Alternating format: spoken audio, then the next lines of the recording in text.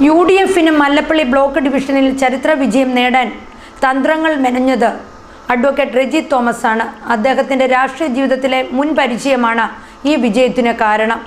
Mallappally block Congress കമ്മിറ്റിയുടെ കീഴിൽ UDFിന് മികച്ച വിജയം നേടാൻ കഴിഞ്ഞത് KPCC മുൻ നിർവാഹക സമിതി അംഗം അഡ്വക്കേറ്റ് റെജി തോമസിൻ്റെ പ്രവർത്തന പാരമ്പര്യം കൊണ്ടാണെന്ന് പാർട്ടി പ്രവർത്തകർ വിശ്വസിക്കുന്നു.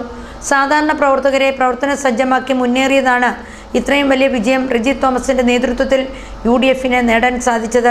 1990 നിലവിൽ വന്ന ജില്ലാ കൗൺസിലും അതിനുശേഷം വന്ന ജില്ലാ പഞ്ചായത്ത് മല്ലപ്പള്ളി ഡിവിഷനും UDFിന് നേടാൻ സാധിച്ചിട്ടില്ല.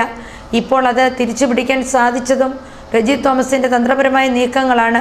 അതൊക്കെ നമ്മുടെ സാധാരണ പ്രവർത്തകനെ പ്രവർത്തന രംഗത്ത് ഇറക്കുവാനും അതോടൊപ്പം തന്നെ അത് ഏകോപിപ്പിക്കുവാനും വിവിധ തലത്തിലെ പ്രവർത്തനങ്ങൾക്ക് നേതൃത്വം നൽകുവാനും ഒരു കൂട്ടം നേതാക്കന്മാരുണ്ടായിരുന്നു. അതിനൊരു ചുമതല എന്നുള്ള നിലയിലാണ് ഞാൻ പ്രവർത്തിച്ചത്. പ്രത്യേകിച്ച് മല്ലപ്പള്ളി ജില്ലാ പഞ്ചായത്ത് 1990 ജില്ലാ കൗൺസിൽ രൂപീകൃതമായതിനു ശേഷം ഇതുവരെയും വിജയിച്ചിട്ടില്ലായിരുന്നു.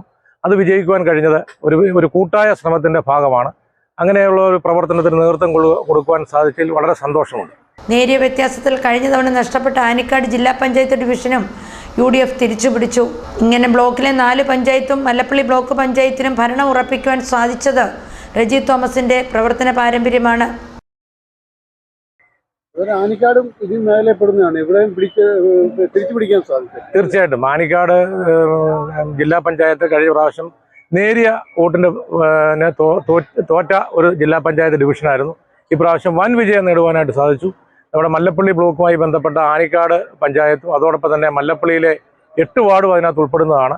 അതിൽ വൻ വിജയത്തിലേക്ക് തീർക്കുവാൻ ഏകദേശം 3000 വോട്ടുകളോളം ഈ മേഖലയിൽ നിന്ന് ആനിക്കാട് ജില്ലാ പഞ്ചായത്ത് ഡിവിഷന് സ്ഥാനാർത്ഥിക്ക് നൽകുവാനായിട്ട് നമുക്ക് സാധിച്ചു. PJ കുര്യൻ സാറാണ് ഈ നിയോജകമണ്ഡലത്തിൽ മാത്രമല്ല ഈ ജില്ലയിലെ പ്രവർത്തനങ്ങൾക്ക് ഏകോപനം നടത്തുവാനും സ്ഥാനാർത്ഥികളെ നിശ്ചയിക്കുന്ന കാര്യത്തിലടക്കമുള്ള പ്രവർത്തനങ്ങൾക്ക് ഞങ്ങൾക്ക് വേണ്ട മാർഗനിർദ്ദേശം നൽകുകയും അതനുസരിച്ച് തെരഞ്ഞെടുപ്പ് രംഗത്ത് ഞങ്ങൾക്ക് സജീവമായി പ്രവർത്തിക്കാൻ വേണ്ട എല്ലാ സഹായങ്ങളും ചെയ്തത് PJ കുര്യൻ സാറാണ്.